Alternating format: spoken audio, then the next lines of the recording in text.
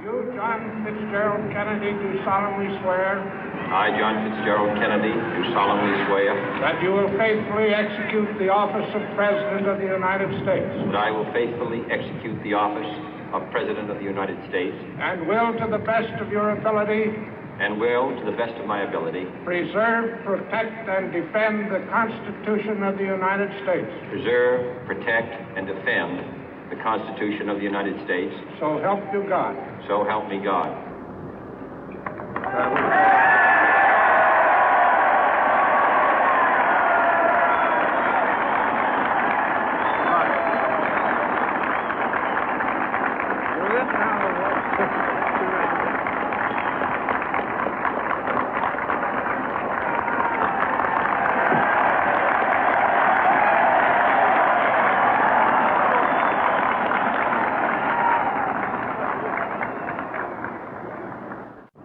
Vice President Johnson, Mr. Speaker, Mr. Chief Justice, President Eisenhower, Vice President Nixon, President Truman, Reverend clergy, fellow citizens. We observe today not a victory of party, but a celebration of freedom, symbolizing an end as well as a beginning, signifying renewal as well as change. For I have sworn before you and Almighty God the same solemn oath our forebears prescribed nearly a century and 3/4 ago. The world is very different now, for man holds in his mortal hands the power to abolish all forms of human poverty and all forms of human life. And yet the same revolutionary beliefs for which our forebears fought are still at issue around the globe. The belief that the rights of man come not from the generosity of the state, but from the hand of God. We dare not forget today that we are the heirs of that first revolution.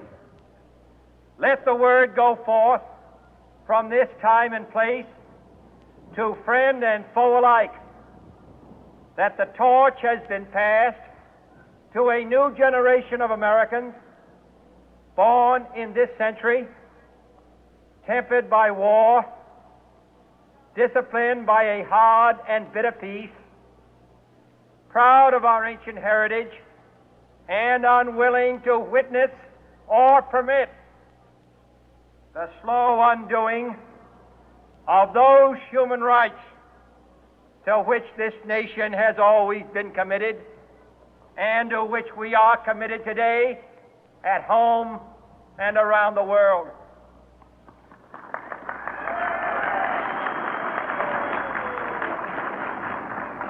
Let every nation know, whether it wishes us well or ill, that we shall pay any price, bear any burden, meet any hardship, support any friend, oppose any foe to assure the survival and the success of liberty.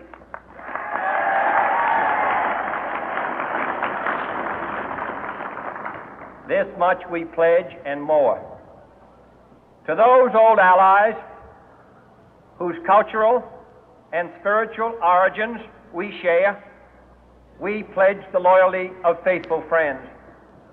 United, there is little we cannot do in a host of cooperative ventures. Divided, there is little we can do, for we dare not meet a powerful challenge at odds and split asunder. To those new states whom we welcome to the ranks of the free, we pledge our word that one form of colonial control shall not have passed away, merely to be replaced by a far more iron tyranny.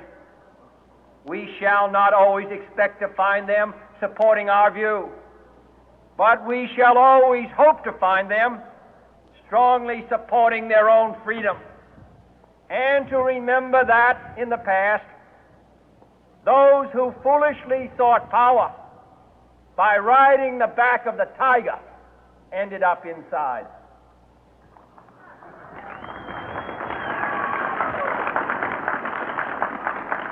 To those people in the huts and villages of half the globe struggling to break the bonds of mass misery, we pledge our best efforts to help them help themselves for whatever period is required, not because the communists may be doing it, not because we seek their votes, but because it is right. If a free society cannot help the many who are poor, it cannot save the few who are rich.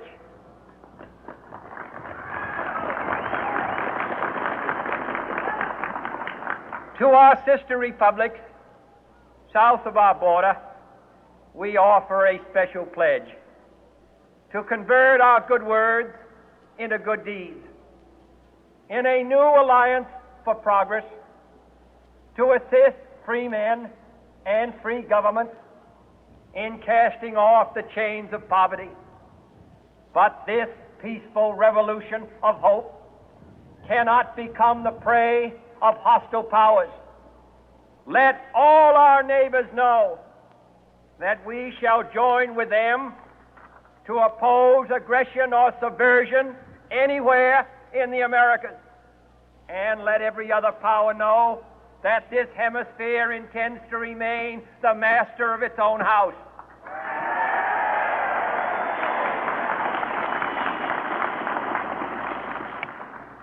To that World Assembly of Sovereign States, the United Nations, our last best hope, in an age where the instruments of war have far outpaced the instruments of peace, we renew our pledge of support to prevent it from becoming merely a forum for invective, to strengthen its shield of the new and the weak, and to enlarge the area in which its writ may run. Finally, to those nations who would make themselves our adversary, we offer not a pledge, but a request that both sides begin anew the quest for peace.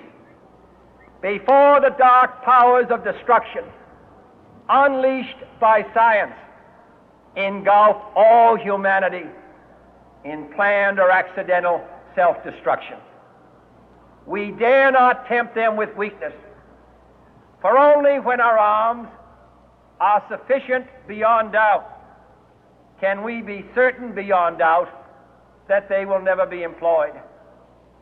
But neither can two great and powerful groups of nations take comfort from our present course, both sides overburdened by the cost of modern weapons, both rightly alarmed by the steady spread of the deadly atom, yet both racing to alter that uncertain balance of terror that stays the hand of mankind's final war.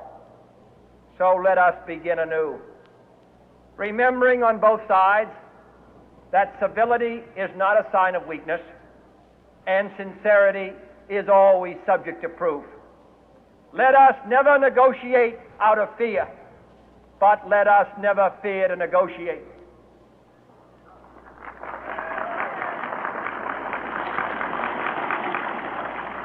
Let both sides explore what problems unite us, instead of belaboring those problems which divide us.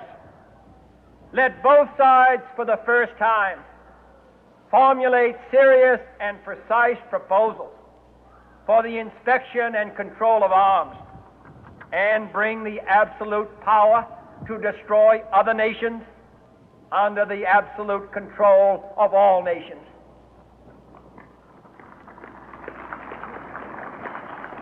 Let both sides seek to invoke the wonders of science instead of its terrors. Together, let us explore the stars, conquer the deserts, eradicate disease, tap the ocean